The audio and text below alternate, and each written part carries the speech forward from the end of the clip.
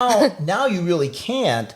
And since the models, males and females, are required to speak in English, it's much easier for me and for other people, of course, to direct people. Well, this is, your native language. And that's why, like in my stuff I shoot in Europe, I keep this, the comedies or the intros, the amount of speaking to a minimum, because it's difficult. It's a struggle. It's a struggle. And the language barrier is difficult for directors too, because I noticed that a lot of the directors don't speak good English. Right. Exactly. So you got a director, talent doesn't speak, the director doesn't speak, and the script was written by somebody else in an office who probably doesn't speak good. Also doesn't speak right. So I've read some of the mess. scripts, and the scripts are like, I'm trying to, what are they trying to say? And the script doesn't even make sense to me. And I'm like, oh boy. I was an extra in one, and my son was older than me.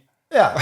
and again, so that's one of the big things. But I do understand what you're saying. And as far as artistic goes, there's no doubt that it's easier if you have that. If it's like, if you're given, a great set of paintbrushes and tons of paint, you can make a nice painting. If I give you a pen and I give you a piece of paper and say, I want you to compete with this guy, you're going to have a hard time competing with that guy. Yeah. And that's kind of where we are in Europe. I'm getting a little piece of paper and I'm giving you a pencil. And I'm going to have you compete with this guy over here. He's got a beautiful canvas and 100 paints and paintbrushes. Yeah.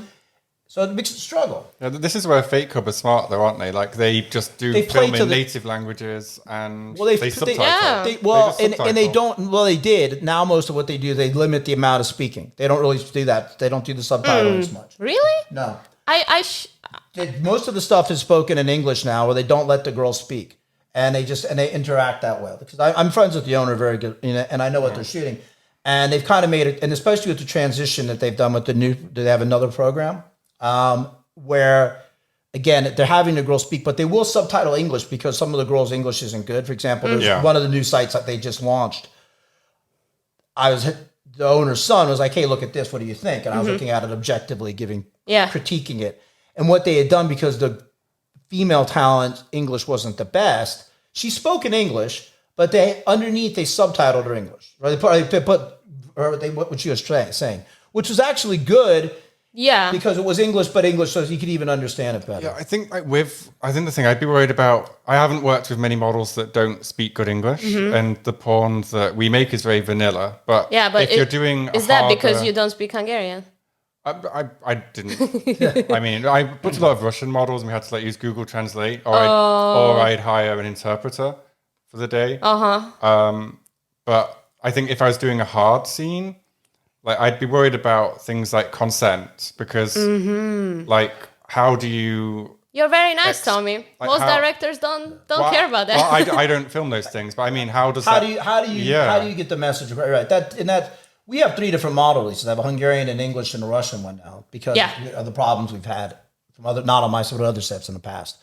So, and if I'm shooting a Hungarian, I have a Hungarian actor. When I'm shooting Russians, they don't speak English. I normally get one of my Russian friends to come over and try and help. And then if they speak Spanish, I speak in Spanish. And those are really the 3 languages I shoot. The Czech girls that we hire, at least they all spoke English recently. And when I was the ones who didn't, when I was in the Czech Republic last trip, I hired a Czech girl as my quote assistant. So she could be there. I think that's the proper way to do it. And she could, because a couple of them, I was like, oh boy, I'm going to need help. And it was from my end too, because I'm trying to convey what I need in the scene. So it's consent and everything. It's the whole package. Yeah. How do I convey what I need out of this? Because this couple of these girls didn't understand, especially me. So how do you do it when the language barrier? That's what I said you have to do. You've got to work around it. You've got to hire people. You have people on set who help. But those are the 4 main languages in Europe. Is language ever a problem for you, Kiara? Never. So everyone usually just speaks English, I guess? Yeah, but I'm a huge help for some productions. Whenever there's a Russian girl who doesn't speak any English, I can translate to her. Same with the Hungarian girls. So for me, never ever an issue. And in normal times, not now, but probably half the talent, I would say, speaks Russian, whether it be Russian or Ukrainian. And again, to me, generalizing, former USSR countries is what we call Russia. But, obviously with COVID, they're not having the passports right now and they can't come in as many. But normally, if I look at the number of models that the companies are shooting throughout the year, probably about half the talent base. Yeah, they might even be 60%. Is someone who speaks Russian. Yeah.